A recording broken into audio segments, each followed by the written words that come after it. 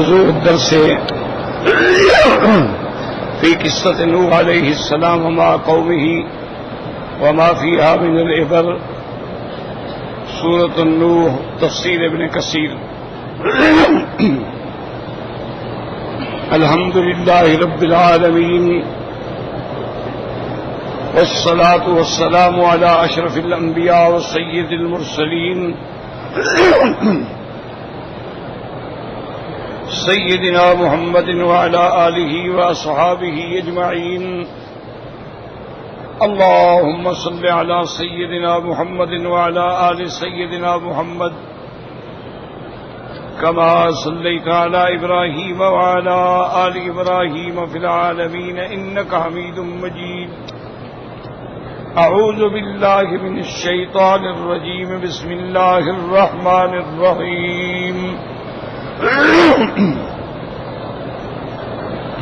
قال رب إني دعوت قومي ليلا ونهارا فلم يزدهم دعائي إلا فرارا وإني كلما دعوتهم لتغفر لهم جعلوا أصابعهم في آذانهم واستغشوا ثيابهم وأصروا واستكبروا استكبارا ثم إني دعوتهم جهارا ثم إني أعلنت لهم وأسررت لهم إسرارا فقلت استغفروا ربكم إنه كان غفارا يرسل السماء عليكم مدرارا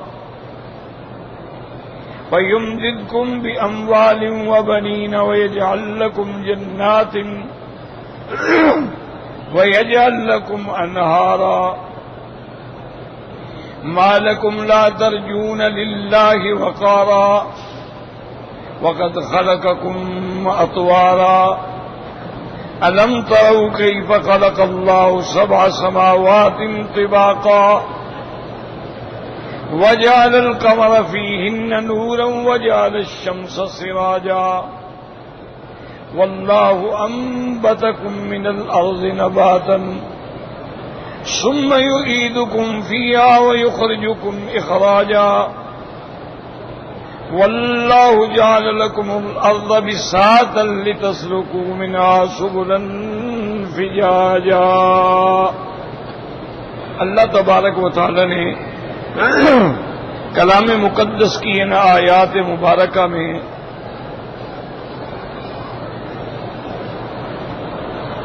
حضرت نوح علیہ السلام کے بارے میں ارشاد فرمایا ہے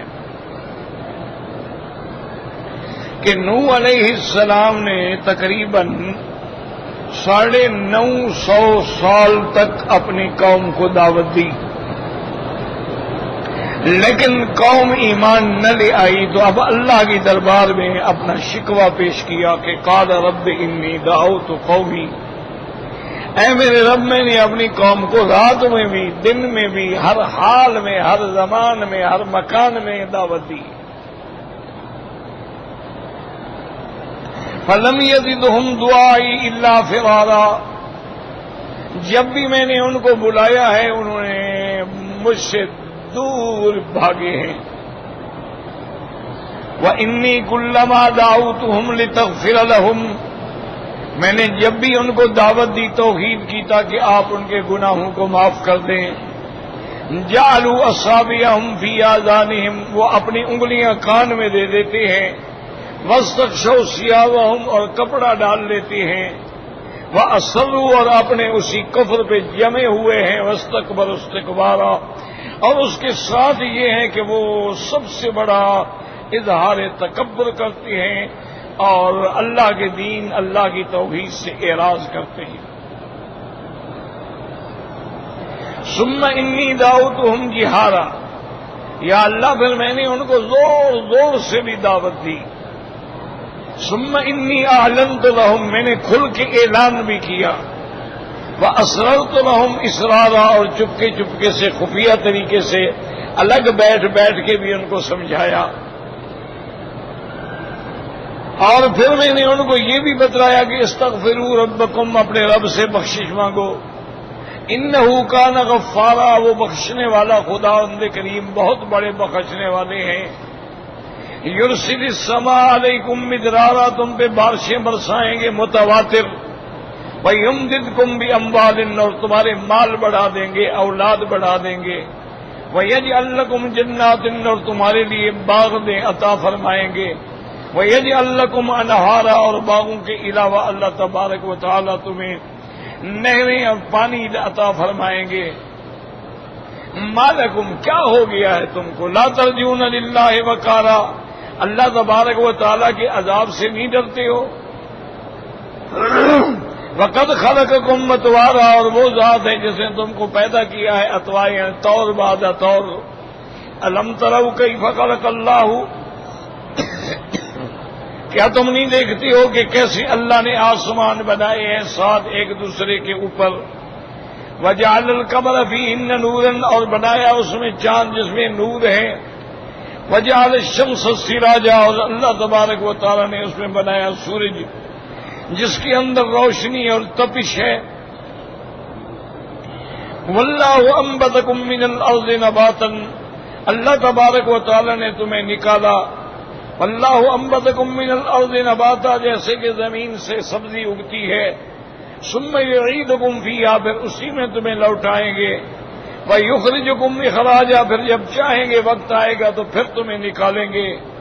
واللہ جعل لکم الارض بساطا، دیکھو اللہ نے کیسے زمین کو تمہارے لیے بچھونا بنا دیا، لتسلکوا منہا سبلا فجاجا، تاکہ تم اس کے راستوں میں آسانی سے چل سکو۔ تو اب اس میں حضرت نوح علیہ السلام نے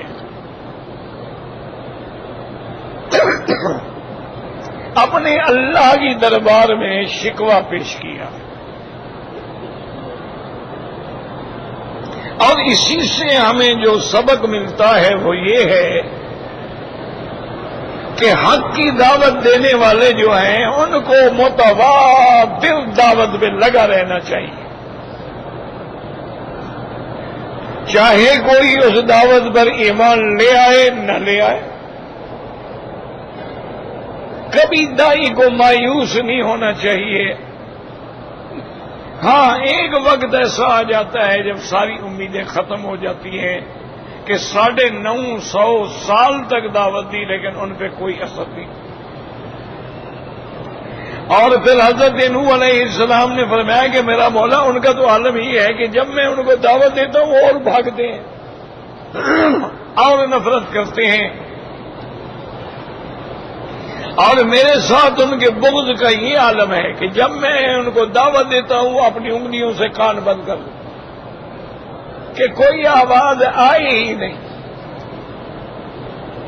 اور اسی طرح سر پہ کپڑا بھی ڈال دیتی ہیں تاکہ وہ میری شکل دیکھنا بھی نہیں چاہتے۔ وہ اصروا، اور اسی قدر پہ جمے ہوئے ہیں اور اسی اپنے اناد میں اور اپنے تکبر میں پڑے ہوئے ہیں۔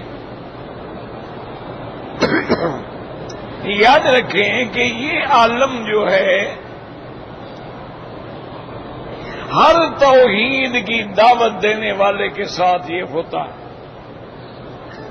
اسی لیے اللہ نے ہمیں یہ واقعات سنائے ہیں تاکہ ہم ان واقعات سے عبرت پکڑیں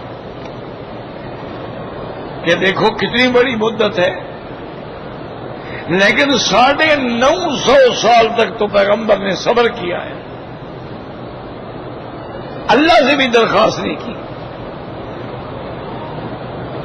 حضور صلی اللہ علیہ وسلم نے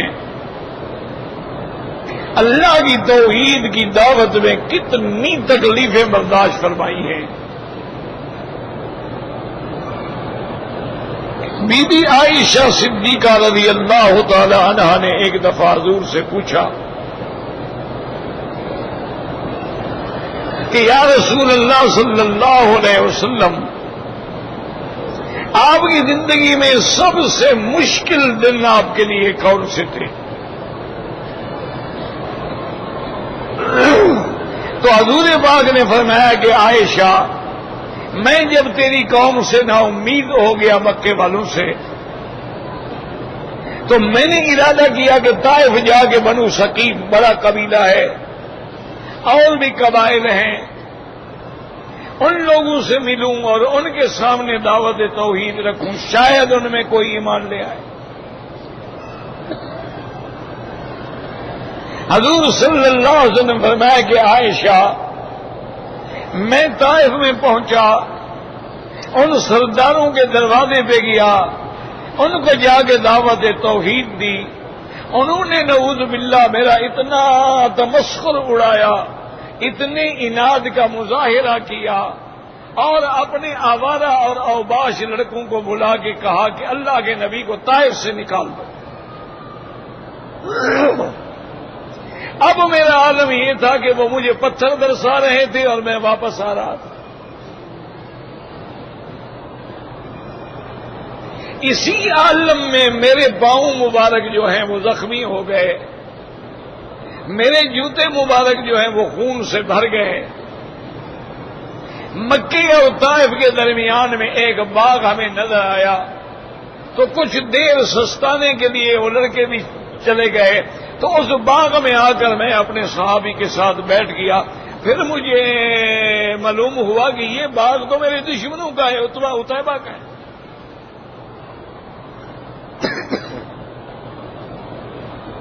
اب اسی حالت کے اندر میں نے اپنے اللہ سے عرض کیا کہ اللہم الیک اشکو ضعف قوتی وقلت حیلتی وہوانی علی الناس، کہ یا اللہ میں اب آپ کے سامنے ہی اپنی کمزوری رکھتا ہوں۔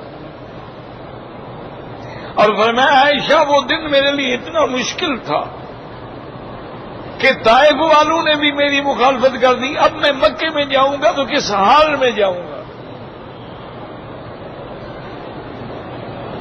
اللہ کی شان یہ ہے کہ وہاں وہ باغ کے مالک جو تھے وہ بیٹھے تھے، وہ جانتے تھے حضور پاک سے رشتہ داریاں تھیں، انہوں نے پہچان لیا کہ حضور صلی اللہ علیہ وسلم ہیں، ایک صحابی ہے اور آپ پریشان ہیں۔ انہوں نے اپنے غلام کو کہا کہ ایسا کرو کہ ٹھنڈا پانی بھی لے جاؤ اور کسی طبق کے اندر انگور جو ہیں وہ بھی دھو کے جا کے پیش کرو، ہمارا دشمن ہے لیکن ہمارے باغ میں آیا ہے۔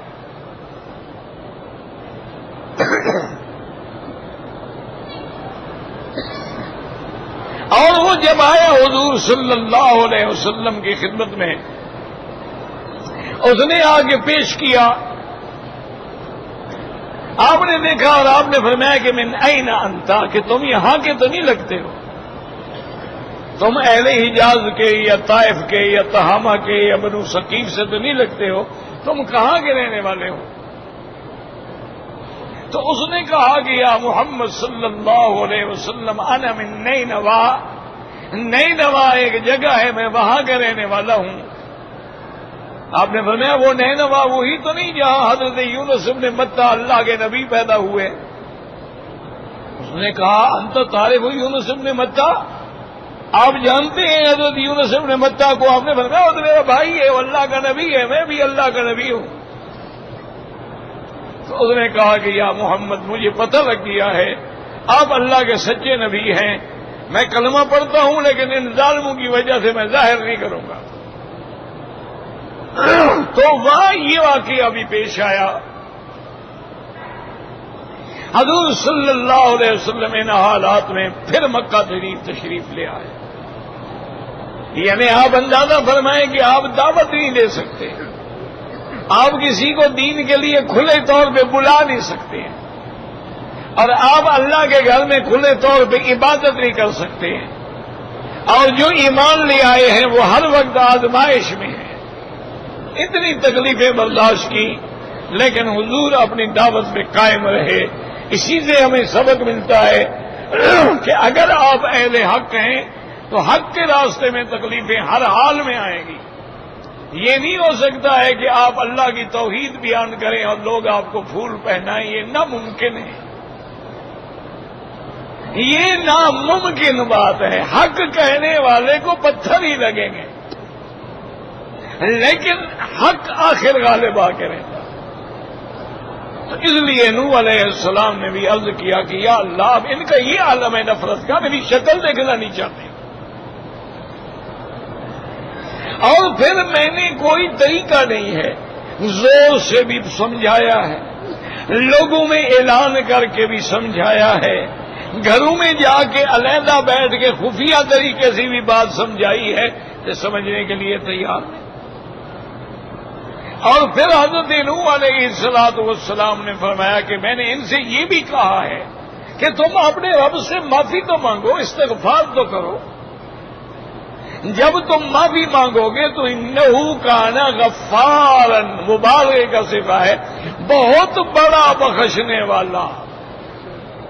اسی لیے قرآن میں آپ دیکھیں نا، جہاں بھی ایسے صیغے آتے ہیں مبالغہ، تواب، بہت بڑی توبہ قبول کرنے والا، بہت بڑی بخشش کرنے والا، گناہگاروں کو بار بار بخشش کرنے والا، غفارن۔ اور جب تم استغفار کرو گے تو تمہاری جو زمینیں بنجر پڑی ہیں اللہ آسمانوں سے لگاتار بارشیں اتاریں گے، اور اللہ تمہارے مال میں بھی برکت دیں گے، تمہاری اولادوں میں بھی برکت دیں گے۔ اسی طرح کتابوں میں آتا ہے کہ ایک دن حضرت حسن بصری رحمت اللہ علیہ بیٹھے ہوئے تھے، جو وقت کے بہت بڑے عالم بھی ہیں، محدث بھی ہیں، مفسر بھی ہیں، اور اولیاء اللہ میں سے۔ ایک آدمی نے آ کے عرض کیا کہ حضرت حسن بصری، میرے مال کے اندر بڑا نقصان ہے، جو بھی کرتا ہوں نقصان نقصان نقصان ہے۔ آپ نے فرمایا استغفار کیا کرو۔ استغفار جو ہے نا، یاد رکھو، ایک تو ہے سب سے سید الاستغفار، وہ تو ہے اللہم انت ربی لا الہ الا انت خلقتنی وانا عبدک وانا علی عہدک ما استطعت اعوذ بک من شر ما صنعت ابوء بنعمتک علی وابوء بذنبی فاغفر لی فانہ لا یغفر الذنوب الا انت۔ یہ تو ہے سید الاستغفار۔ اگر یہ یاد نہ ہو سکے تو استغفر اللہ الذی لا الہ الا هو الحی القیوم واتوب الیہ۔ اگر یہ بھی یاد نہ ہو سکے تو استغفر اللہ ربی العظیم، استغفر اللہ ربی العظیم۔ یہ بھی یاد نہ ہو سکے تو استغفر اللہ استغفر اللہ استغفر اللہ۔ یہ ہے استغفار۔ حضرت حسن بصری نے فرمایا کہ بھائی استغفار کیا کرو، وہ چلا گیا۔ ایک اور آدمی آیا، اس نے کہا حضرت اللہ کی شان ہے، میری اولاد ہی نہیں ہوتی۔ تو آپ نے فرمایا کہ بھائی استغفار کیا کرو۔ ایک اور آدمی آیا، اس نے آ کے کہا کہ حضرت میں نے بڑے باغ لگائے، اللہ کی شان ہے باغ میں پھل ہی نہیں آتا۔ آپ نے فرمایا استغفار کیا کرو۔ ایک اور آدمی ہے، اس نے کہا حضرت ہماری نہریں خشک پڑی ہوئی ہیں، دریا خشک پڑے ہوئے ہیں، پانی نہیں ہے، اور تمام چیزوں کی حیات پانی پر ہے۔ آپ نے فرمایا استغفار کیا کرو۔ اب جب وہ سارے پوچھ کے چلے گئے تو کسی شاگرد نے عرض کیا، اس نے کہا حضرت آپ نے کمال فرما دیا ہے کہ جو بھی آدمی آتا ہے آپ کہتے ہیں استغفار کرو، اولاد نہیں ہے استغفار کرو، مال نہیں ہے استغفار کرو، بارشیں نہیں ہے تو استغفار کرو، نہریں خشک پڑی ہیں استغفار کرو، باغ سبز نہیں ہوتے، ہر بات کے استغفار۔ اور آپ نے کسی کو کوئی اور وظیفہ بتایا ہی نہیں۔ تو حضرت حسن بصری رحمت اللہ علیہ نے فرمایا اللہ کے بندے، یہ میں نے نہیں بتایا، یہ تو قرآن میں ہے۔ اللہ کا فرمان ہے کہ قل تستغفروا ربکم، اگر تم اپنے رب سے بخشش مانگو گے، استغفار کرو گے، انہ کان غفارا، وہ بہت بڑے بخشنے والے ہیں۔ ویرسل السماء علیکم مدرارا، اور آسمان سے متواتر بارشیں برسائیں گے۔ ویمددکم باموال وبنین، تمہارے مال میں اولادوں میں برکت دیں گے۔ وَيَجْعَلْ لَكُمْ جَنَّاتٍ وَيَجْعَلْ لَكُمْ أَنْهَارًا، یہ تو قرآن کا وعدہ ہے، میں نے خود تھوڑا بتایا ہے، یہ تو اللہ کے قرآن میں ہے۔ تو اس لیے میں نے یہ باتیں بتائی ہیں۔ اور یاد رکھیں کہ علماء نے لکھا ہے کہ استغفار جو ہے یہ اتنی بڑی اللہ کی نعمت ہے، ہر مشکل کا حل ہے۔ اور اس کے لیے یاد رکھیں، ویسے تو آپ 24 گھنٹے استغفار کر سکتے ہیں، دن ہے رات ہے، لیکن افضل وقت یہ ہے کہ آدمی تہجد کے وقت استغفار کرے۔ وَبِالْأَسْحَارِ هُمْ يَسْتَغْفِرُونَ، اللہ نے فرمایا کہ جو میرے ایمان والے بندے ہیں وہ وقت سحر میں مجھ سے بخشش مانگتے ہیں، تو اس وقت میں استغفار کرنا جو ہے وہ زیادہ اکثیر اعظم ہے۔ ویسے بہرحال چلتے پھرتے اٹھتے بیٹھتے وضو ہے نہیں ہے، آپ استغفر اللہ استغفر اللہ استغفر اللہ کہتے رہیں تو اللہ کی شان ہے کہ یہ ساری پریشانیوں کا حل ہے، یہ ساری تکالیف کا حل ہے، اور پھر اللہ کا فرمان ہے۔ یعنی کسی کی بات میں تو شبہ ہو سکتا ہے، اللہ کے کلام میں کیسے شبہ ہو سکتا ہے؟ اس کے بعد حضرت نوح علیہ السلام نے فرمایا کہ یا اللہ، میں نے ان کو یعنی ہر طریقے سے سمجھایا ہے کہ مالکم کیا ہو گیا ہے تم لا ترجون للہ وقارا، کہ تم اللہ کی عظمت سے خوف ہی نہیں کھاتے، تم اس بات کو بھول گئے ہو کہ اللہ نے تمہیں اتوار کا معنی طور کیا مطلب کہ پہلے تم ایک مادہ تھے، منویہ نطفہ تھے، پھر علقہ بنا، پھر مضغہ بنا، پھر گوشت چڑھا، پھر روح پھونکا گیا، پھر تمہیں انسان بنایا، وہ ساری باتیں بھول گئے ہو کہ اللہ تبارک و تعالی نے صرف تمہاری زندگی میں کتنی اتوار آئے ہیں، اور پیدائش کے بعد بھی دیکھو تو کہ تم پہلے رضی تھے، رضی ہونے کے بعد جب تم نکلے تو صبی تھے، اس کے بعد نکلے تو تم ولد تھے، اس کے بعد پھر تم غلام تھے، اس کے بعد تم پھر شاب تھے، اس کے بعد تم پھر شیب تھے۔ یہ ساری ادوار تمہیں بھول گئے، اللہ کی قدرت سمجھ نہیں آتی تمہیں؟ اگر تمہیں نظر نہیں آتی تو لم تروا کیف خلق اللہ سبع سماوات طباقا، آسمانوں میں نظر ڈالو کہ اللہ تبارک و تعالی نے کیسے 7 آسمان بنائے ہیں، اور طباقاً مانا ایک دوسرے کے اوپر وہ ہیں، جیسے کوئی طبق ایک دوسرے کے اوپر ہوتا ہے۔ تو یہ اللہ تعالیٰ کی قدرت ہے، اس پہ نظر ڈالو۔ اور اس کے بعد فرمایا کہ وَجَعَلَ الْقَمَرَ فِيهِنَّ نُورًا، یاد رکھو کہ قمر جہاں بھی قرآن میں ہے اس کے ساتھ لفظ نور ہے۔ تبارک الذی جعل فی السماء بروجا وجعل فیہا سراجا وقمرا منیرا، نور ٹھنڈا ہوتا ہے، اور سورج جو ہے اس کے اندر یعنی ضیاء ہے، روشنی ہے اور حرارت ہے، وہ جلانے والا ہے۔ اس کی گرمی کی شدت کا یہ عالم ہے، آج کل آپ دیکھ لیں کبھی 45 پہ، کبھی 40 پہ، کبھی اتنے پہ درجہ حرارت ہوتا ہے۔ یہ تو دنیا کی بات ہے، اللہ بچائے، قیامت والا دن کیسے ہوگا؟ اس لیے اللہ تبارک و تعالی نے چاند پیدا، اچھا، اور چاند کی روشنی جو ہے اس میں بھی پھل پکتے ہیں، سورج کی گرمی جو ہے اس میں بھی تمہارے باغ پھلتے ہیں۔ اللہ کی ہر چیز میں حکمت ہے۔ اگر سورج کی گرمی نہ ہو تو کھجور کیسے پکے گی؟ اور اگر رات کے چاند کی ٹھنڈک نہ ہو تو سمندروں میں کیسے مد و جزر آئیں گے، اور کیسے تمہاری بات چیزیں جو ہیں وہ نشو و نما پائیں گی؟ تو اللہ کی تم ان قدرتوں کو بھی نہیں دیکھتے ہو؟ واللہ انبتکم من الارض نباتا، اللہ نے تمہیں زمین سے پیدا کیا ہے جیسے ایک سبزہ پیدا فرماتے ہیں۔ اچھا، یاد رکھیں کہ اس سے معلوم ہوتا ہے کہ اللہ نے یعنی ہم سب کو مٹی سے پیدا کیا ہے۔ معنی یہ ہے کہ جب ابا آدم مٹی سے ہیں تو گویا ہم بھی سب مٹی سے پیدا ہوئے ہیں۔ اور بعض علماء نے فرمایا کہ نہیں، ہر انسان مٹی سے پیدا ہوتا ہے، کیونکہ مٹی سے غذا آتی ہے، غذا کھانے کے بعد جو ہے وہ خون بنتا ہے، اور اسی خون سے مادہ منویہ بنتا ہے، اور مادہ منویہ سے انسان بنتا ہے۔ تو گویا ہر انسان کی پیدائش بھی مٹی سے ہے۔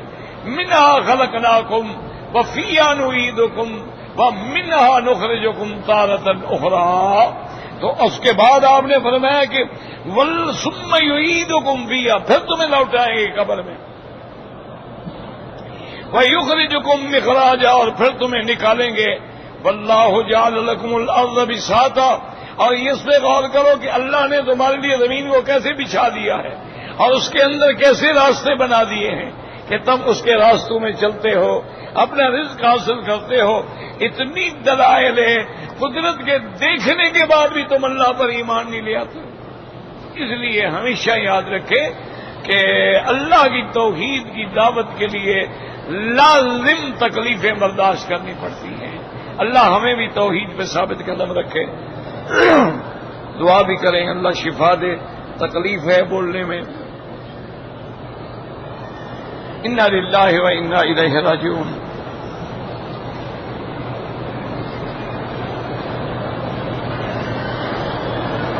بھائی کل ایک آدمی نے سوال کیا تھا حضور صلی اللہ علیہ وسلم کے والدین کے بارے میں۔ پہلی چیز تو یہ ہے میرے محترم کہ ان مسائل سے آپ کو واسطہ کیا ہے؟ کبھی آپ موت و حیات پہ بحث کرتے ہیں، انبیاء حیات ہیں یا موت ہیں، سنتے ہیں یا نہیں سنتے ہیں، ان کی زمین میں جسد مبارک محفوظ ہیں یا نہیں محفوظ ہیں۔ اب ان کے والدین کے بارے میں بتلائیں جی، کیوں آپ سے قیامت میں پوچھا جائے گا؟ آپ سے قبر میں سوال ہوگا کہ اے حضور کے والدین کے بارے میں کیا عقیدہ ہے تمہارا؟ تو آخر ایسے سوالات جنم کیوں لیتے ہیں؟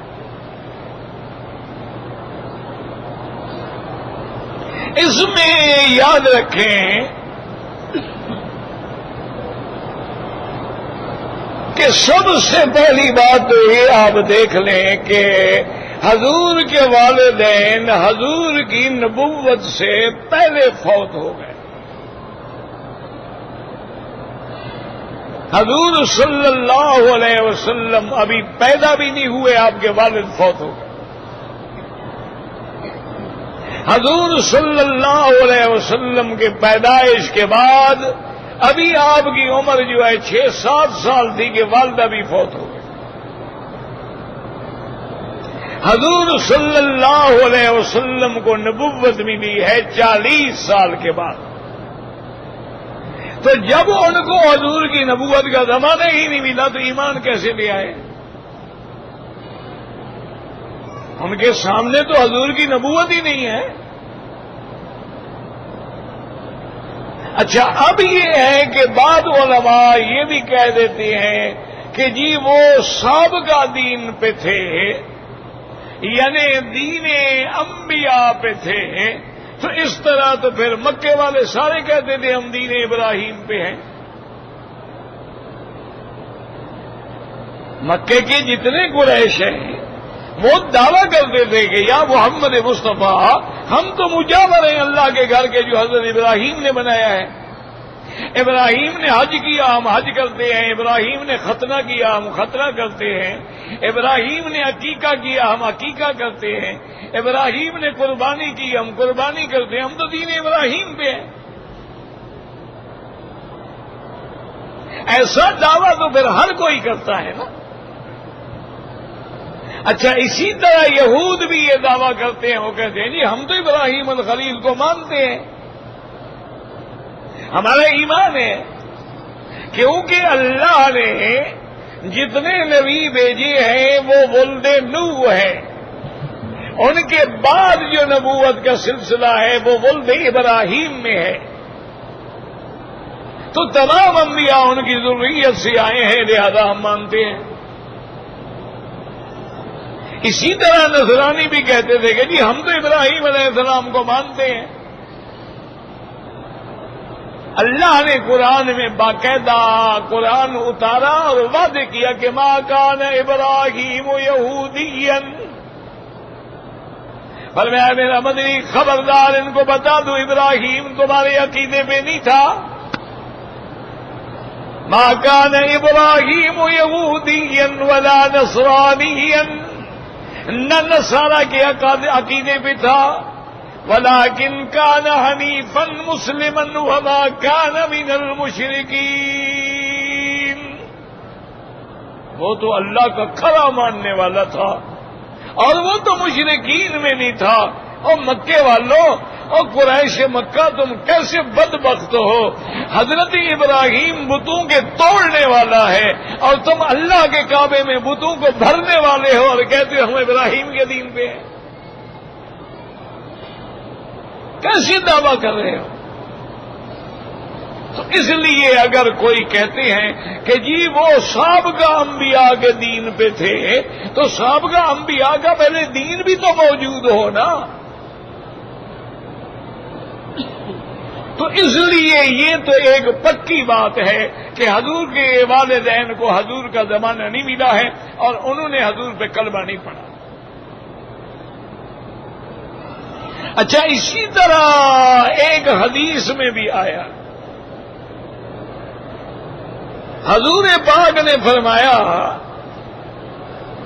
کہ میں نے اللہ سے درخواست کی کہ یا اللہ مجھے اپنی اماں کی قبر پہ جانے کی بھی اجازت دیں اور ان کی مغفرت کے لیے مانگنے کی بھی اجازت دیں۔ حضور پاک نے فرمایا کہ میرے نبی آپ کو ان کی قبر پہ جانے کی اجازت ہے، لیکن مغفرت مانگنے کی اجازت نہیں ہے۔ تو یہ بھی ایک حدیث ہے۔ اسی طرح ایک آدمی آیا حضور کی خدمت میں، وہ اسلام بھی لا چکا تھا۔ اس نے کہا کہ یا رسول اللہ میں تو اسلام لے آیا، لیکن میرا ابا جو ہے وہ کفر پہ مر گیا، اب اس کا انجام کیا ہوگا؟ آپ نے فرمایا کہ لا الہ الا اللہ، لا الہ الا اللہ کیا ہے؟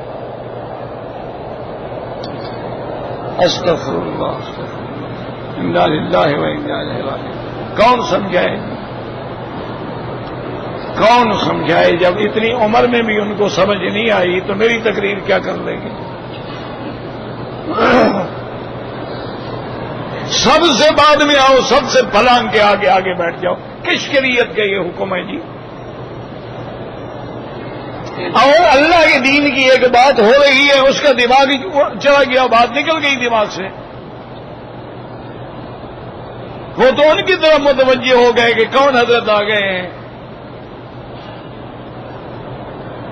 تو اس لیے ایک آدمی نے حضور سے پوچھا کہ یا رسول اللہ صلی اللہ علیہ وسلم میرا باپ جو ہے وہ تو کفر میں مر گیا۔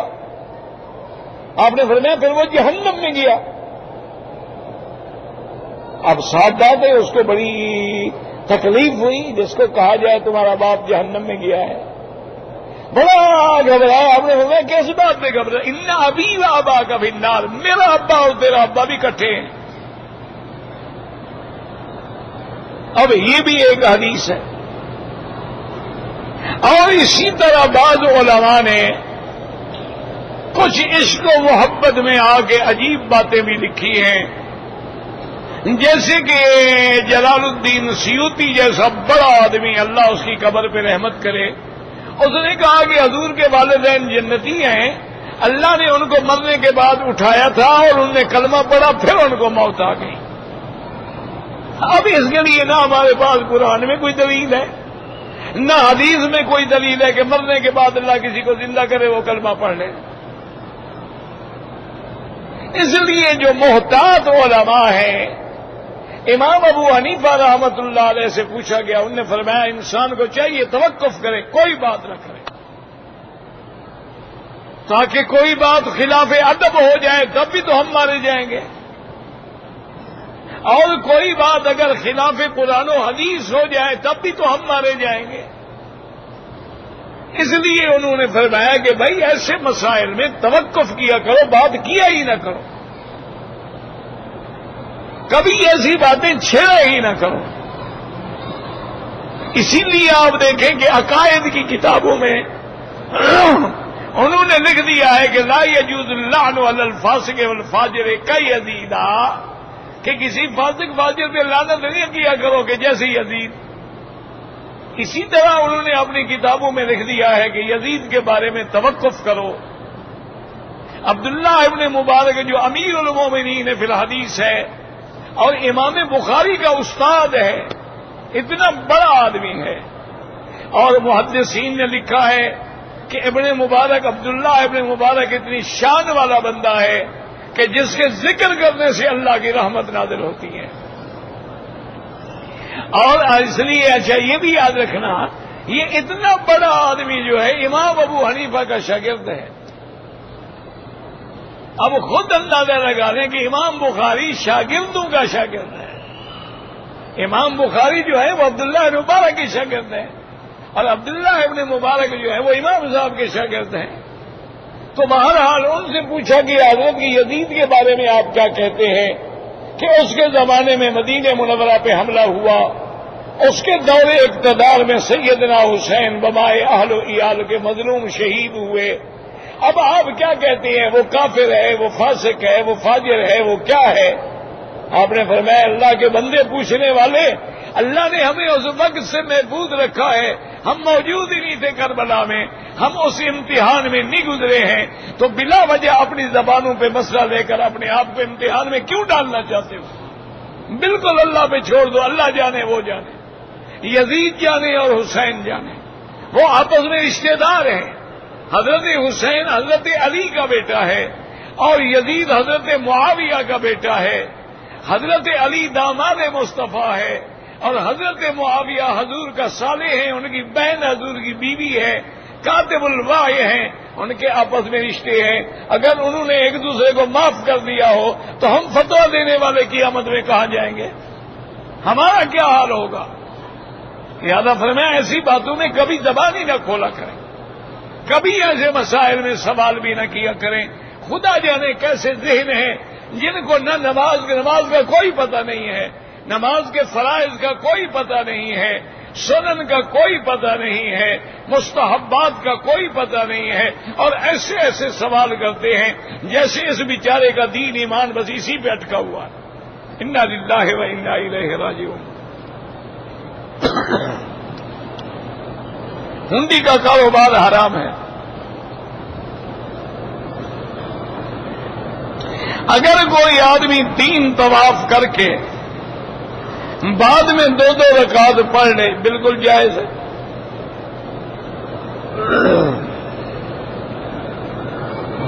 بھائی حدود حرم میں یعنی مکے کے شہر میں جہاں بھی نماز پڑھو 1 کا لاکھ ملتا ہے، اور مسجد میں پڑھو تو 25 درجے بڑھ جاتا ہے، اور جامع مسجد میں پڑھو تو 27 درجے بڑھ جاتا ہے. اور پھر جتنا آدمی کعبے کے قریب ہوگا اس کے ثواب کا کوئی حساب ہے دنیا میں؟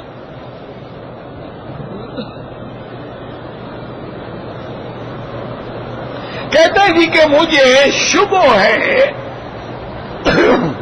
کہ میرے طواف کے 7 کے بجائے 8 چکر ہو گئے. کوئی بات نہیں، شبہ ہے تو شبہ چھوڑو بس.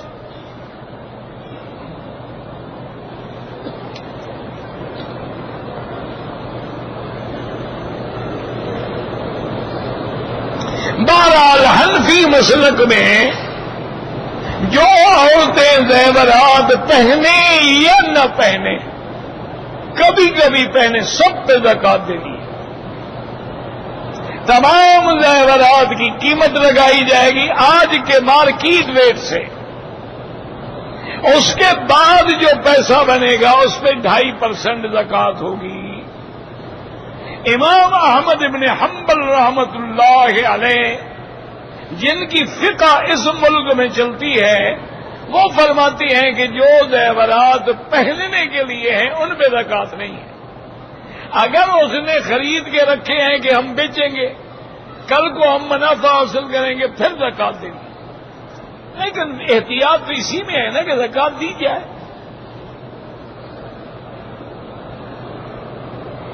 اگر صفا مروہ دوڑتے ہوئے بھول کے میں نے 8واں چکر بھی شروع کر دیا، کچھ نہیں ہوتا میاں، بھول تو اللہ نے معاف کی ہے.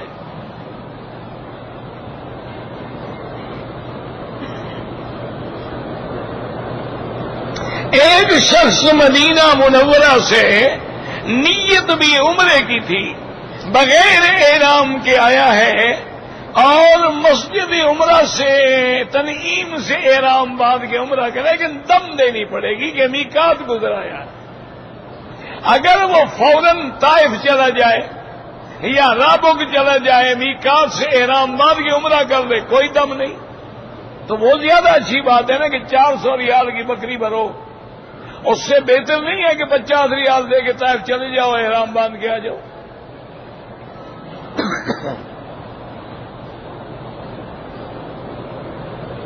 اور یار یہ تم نے کل بھی لکھا تھا، یہ تمہاری بے وقوفی ہے۔ کوئی اللہ کے نبی ابو بکر عثمان علی کو پنجتن سمجھتے ہیں، یہ غلطی ہے۔ پنجتن کا عقیدہ صرف شیعہ کا عقیدہ ہے، باقی کسی کا اس سے کوئی تعلق نہیں۔ ان کے نزدیک ہے کہ لی خمسۃ اطفی بہا حر الوبا الحاتمہ المصطفیٰ والمرتضی ابناہما والفاطمہ، یہ ان کا عقیدہ ہے۔ اور یہ ایسا عقیدہ ہے نعوذ باللہ کہ پنجتن پاک یعنی باقی سب ناپاک، یہ تو کفر ہے۔ تم کبھی بناتے ہو بندن وسا، کیا بچوں والی باتیں کرتے ہو؟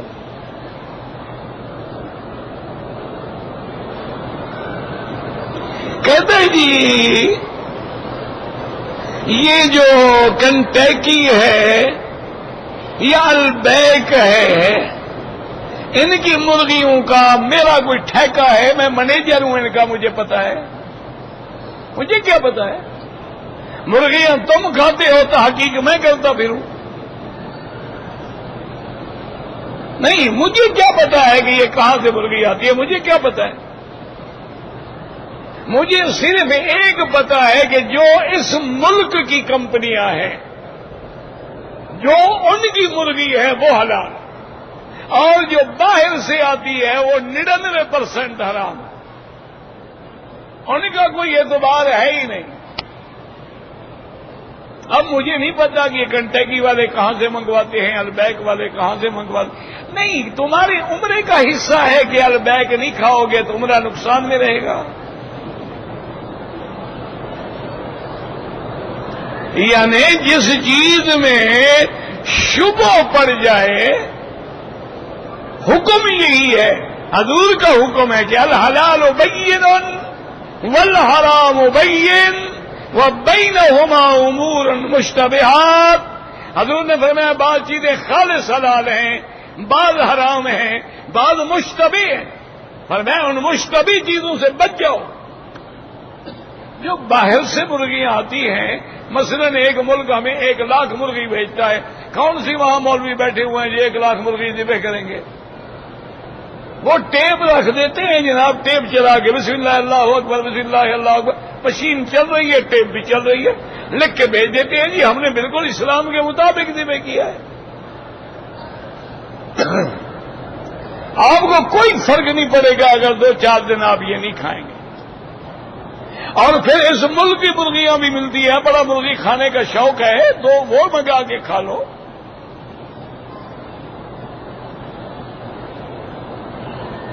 سرکاری بینک ہو، اس میں اگر ہم کرنٹ اکاؤنٹ میں پیسے رکھیں بالکل جائز ہے۔ اپنے گھر میں ڈر کے مارے کون رکھتا ہے؟ اس لیے اجازت ہے کہ کرنٹ اکاؤنٹ میں رکھ سکتے ہیں۔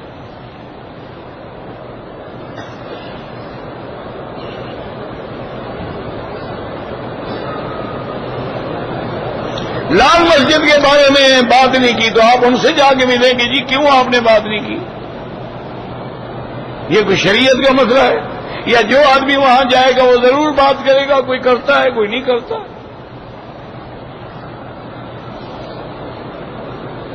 بہرحال جو بھی مولوی صاحبان نفاذ شریعت کرنا چاہتے ہیں اچھی بات ہے، ہم ان کے لیے دعا ہی کر سکتے ہیں، اس کے علاوہ ہم کچھ نہیں کر سکتے۔ اور نفاذ شریعت تب ہوگا جب ہر کلمے پڑھنے والا اپنے اوپر خود شریعت نافذ کر دے۔ ایسے نہیں ہو سکتا ہے۔ ہم جناب بپسی کافروں کی پیتے ہیں، برگر کافروں کا کھاتے ہیں، میکڈونلڈ کافروں کا کھاتے ہیں، چیز کافروں کی کھاتے ہیں، بسکٹ کافروں کے کھاتے ہیں، صابن ہم ان کے استعمال کرتے ہیں، دوائیں ساری ہم وہاں سے منگواتے ہیں۔ آپ شریعت نافذ کر لیں گے؟ ماشاءاللہ پہلے یہ تو چھوڑ دو. ایسے باتیں ہیں شریعت نافذ. اللہ چاہے تو کوئی عمر پیدا کر دے. وما ذلک علی اللہ بعزیز. اللہ کے آگے تو مشکل نہیں ہے، ہمارے جیسے مولویوں سے نہیں ہوتی.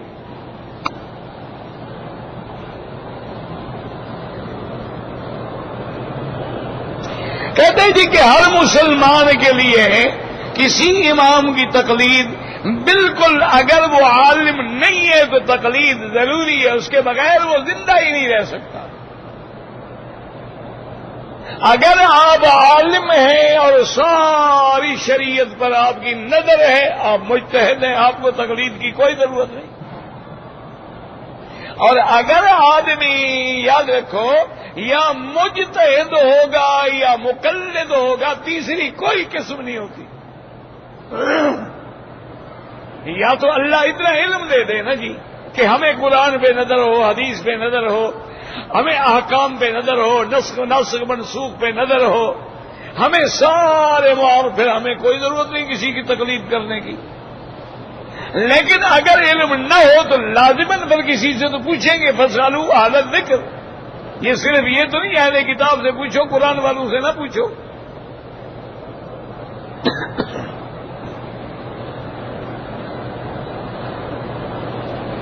کہتا ہے جی کہ مسجد نبوی نے کسی نے کہا ہے کہ قضا نماز کی کوئی ضرورت نہیں ہے. غلط بات ہے. حضور کی نمازیں قضا ہوئی، حضور نے قضا پڑھی ہے.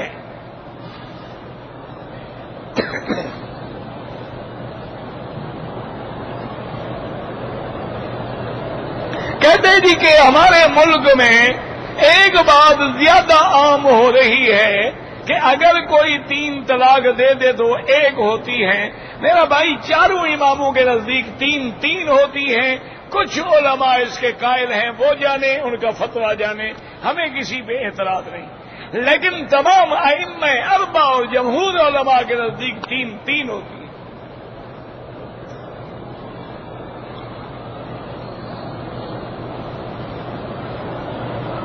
میں طواف کی 2 رکعت جب پڑھتا رہا، میں نے واجب کی نیت نہیں کی، نفل پڑھتے تو رہے نا، ادا ہو گئی. میں نے احرام کی حالت میں صابن کو ہاتھ لگا لیا. کل بھی پوچھا تھا، خدا کا خوف کرو یار، کوئی حرج نہیں.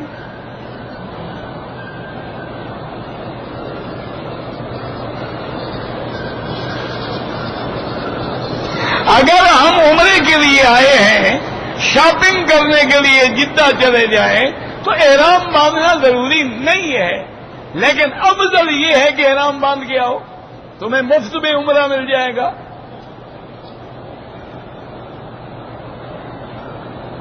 حرمین شریفین میں جو لوگ کام کر رہے ہیں، ڈیوٹی کر رہے ہیں، ان کو صدقہ، خیرات، زکات دے سکتے، بالکل دے سکتے. یہ 600-700 800 ریال نوکری پہ ہیں بیچارے، اس سے کیا ہو سکتا ہے؟ اور یہ زیادہ مستحق ہیں، کسی سے مانگتے بھی نہیں ہیں.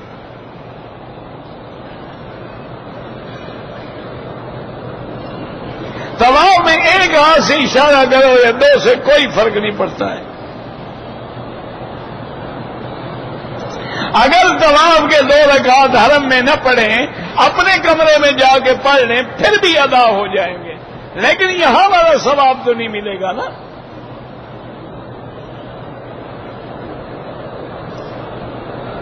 برما میں مسلمانوں پہ بے انتہا ظلم ہو رہا ہے، سوریا میں ہر جگہ ہو رہا ہے. دعا کریں کہ اللہ ہمارے گناہ معاف کر دے اور تمام بلاد اسلامیہ سے اپنے عذاب رفع فرمائے اور تمام بلاد اسلامیہ کی حفاظت فرمائے. جب نام رکھا جائے تو اس کا ترجمہ نہیں ہوتا، جب علم ہو گیا کوئی ترجمہ نہیں.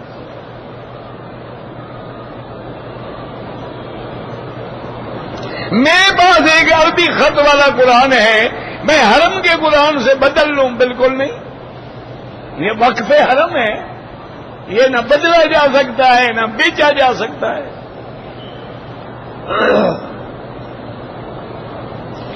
4 رکعت سنت میں پڑھ رہا تھا، نماز کھڑی ہو گئی. 2 رکعت میں سلام پھیر دیں، نماز پڑھنے کے بعد وہ 2 رکعت پوری کر لیں، کوئی مسئلہ نہیں۔ نفلی طواف خود اپنے لیے کر کے دعا جس کے لیے چاہے کہ اللہ اس کو ثواب دے۔ میں نے عمرہ کیا، طواف کیا، صفا دوڑا اور احرام کھول کے کپڑے پہن لیے، بال نہیں کٹوائے، بعد میں کٹوائے۔ اگر 1-2 گھنٹے کے بعد کٹوائے ہیں تو کوئی دم نہیں، اگر 5-6 گھنٹے گزر گئے دم پڑ گئی۔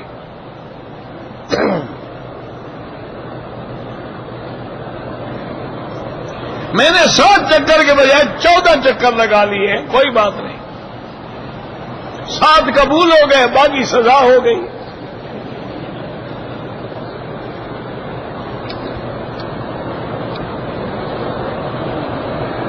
یہ جو لوگ بیعت ہوتے ہیں بالکل جائز ہے۔ حضور پاک نے بیعت فرمائی اسلام پر بھی، جہاد پر بھی، سمع و طاعت پر بھی۔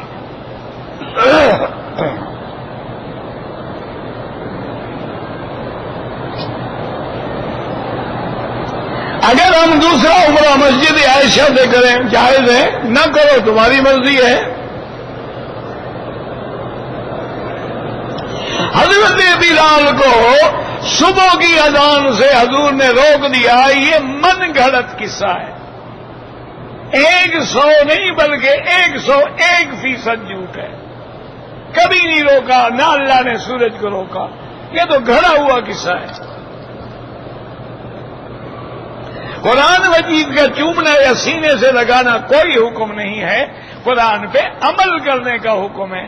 یہ نہیں کہ سینے سے لگا کے چوم کے اوپر رکھ دو بس ماشاءاللہ دونوں جہاں کا بادشاہ، اوپر رکھے رہو، نیچے نہ آنا۔ قبروں پہ تختی لگانا بالکل ناجائز ہے۔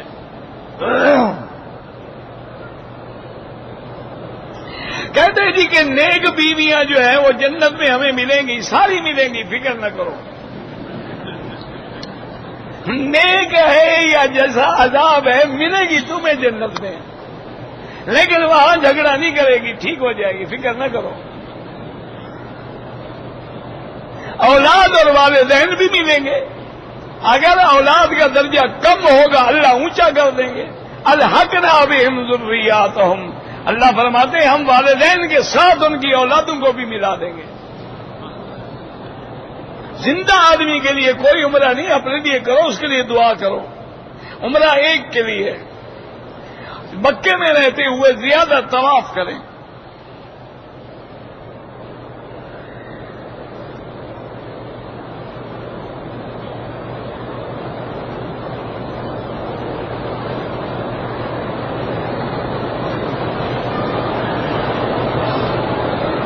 ہم مدینے سے آ رہے تھے، ہمیں پتہ ہی نہیں تھا کہ وہ میقات ہے، تم معلوم کرتے تو پتہ لگتا نا، آج معلوم کر رہے ہو تو پتہ لگ جائے گا نا۔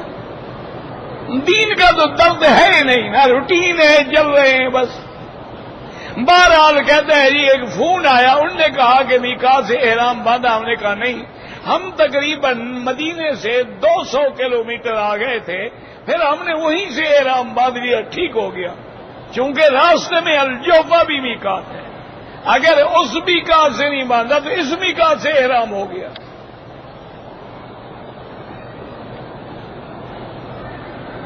عدل کرنا جو ہے یعنی میاں بیوی ملتے ہوئے مرد اپنا پانی باہر پھینک دے تاکہ اولاد نہ ہو، اگر بیوی راضی ہو تو جائز ہے۔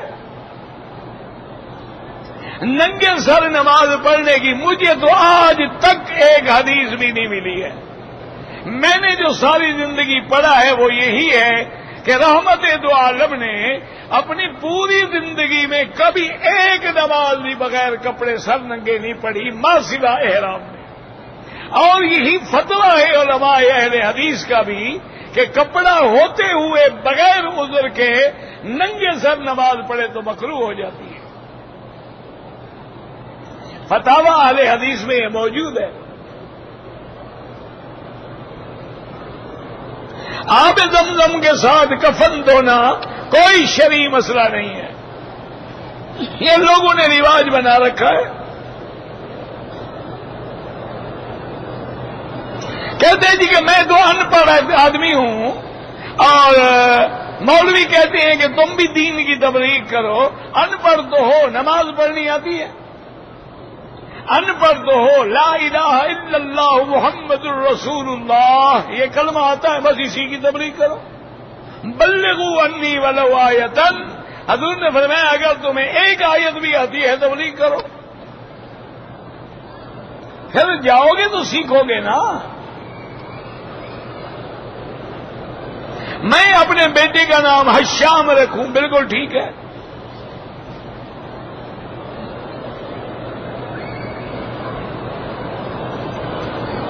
حج کیا ہے لیکن خطبہ نماز امام کے ساتھ نہیں پڑھی، کوئی حرج نہیں، ہر آدمی کہاں پڑھ سکتا ہے۔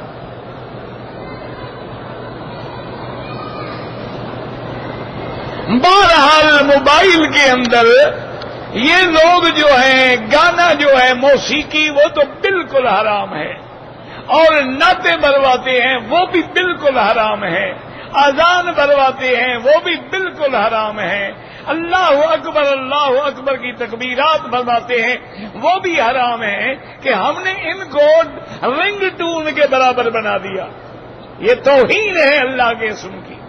اور دوسری بات یہ ہے کہ اگر موبائل ہماری جیب میں ہو اور ہم لیٹرین میں بیٹھے ہوں اور وہیں اذان شروع ہو جائے اللہ اکبر، تو اس کا گناہ کس پہ ہوگا؟ یہ سب چیزیں حرام ہیں۔ رنگ ٹون رکھو، اور جب حرم میں آؤ، مسجد میں آؤ، اس کو سائلنٹ پہ کر دو، بند کر دو، تاکہ وہ رنگ ٹون بھی نہ آئے۔ اللہم صلی علی سیدنا محمد وعلی آل سیدنا محمد وبارک وسلم۔ نماز جنازہ کی آخری تکبیر میں وہی جو دعائیں ہیں، اللہم اغفر لحینا ومیتنا، اور تو کوئی دعا نہیں، قرآن پاک کی دعا تو نہیں مانگی جاتی وہاں۔ اللہم فرج ہم المہمومین، نفس کرب المکروبین، واقض الدین عن المدینین، واشفنا واشف مرضانا ومرضى المسلمین، اللہم ارحم ضعفنا واجبر کسرنا، واشفنا واشف مرضانا وارحم موتانا واستجب دعاءنا ولا تخيب رجاءنا۔